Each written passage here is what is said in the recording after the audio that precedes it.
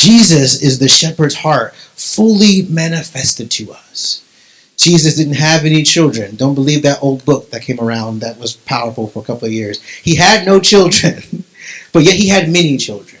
Prophet Isaiah said he would have children upon children and legacy beyond legacy, even though he himself never bared children.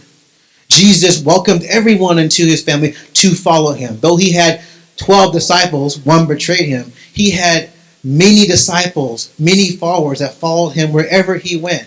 And he didn't tell them to go away.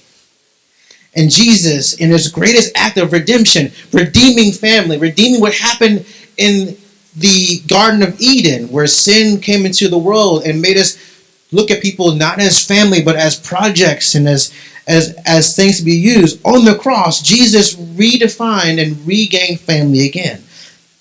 It says here in John chapter 19, verse 26 to 27, here's the good news. When Jesus saw his mother standing there beside him, beside the disciple, who we think is John, who wrote this book, he said to her, "Dear woman, here is your son." And he said to the disciple, "Here is your mother." And from then on, this disciple took her into his home. Friends, this morning, this is a profound truth that happened on the cross. On the cross, Jesus made a man his brother, and he gave his mother a new son.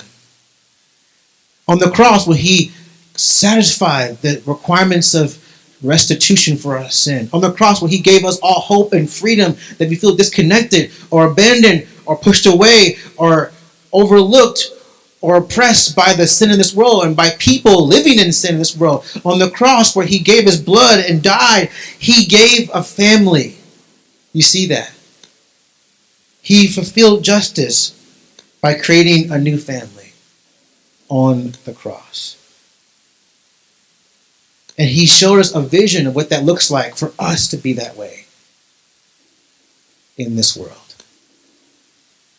Desiring justice, seeking to make right what's wrong is ultimately fulfilled and revealed in Jesus.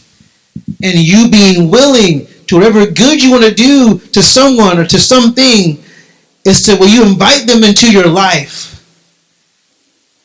Will you invite them into your life? Which is the truth in reverse. If you are not willing to invite someone into your life, then should you speak or do justice in that person's life? That's also the truth. If you're not willing to go as far as to invite them into your life, then you're not willing to really go the full measure of doing justice.